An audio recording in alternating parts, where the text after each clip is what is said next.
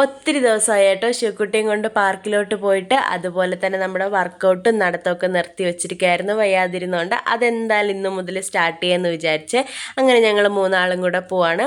വീടിൻ്റെ തൊട്ടടുത്തുള്ള പാർക്കിലോട്ടാണ് പോകുന്നത്. എപ്പോഴും പോകുന്ന പാർക്ക് തന്നെ. അവിടെ ചെന്നപ്പോഴത്തേക്ക് ശിവക്കുട്ടിക്ക് ജിം ഏരിയയിൽ തന്നെ ഫസ്റ്റ് പോകണമെന്ന് പറഞ്ഞ് അങ്ങനെ ഇതായിട്ട് വർക്കൗട്ട് സ്റ്റാർട്ട് ചെയ്തിട്ടുണ്ട്. അച്ഛൻ വർക്കൗട്ട് ചെയ്യുന്ന നോക്കി ശിവക്കുട്ടി അടുത്തിരിപ്പുണ്ട്.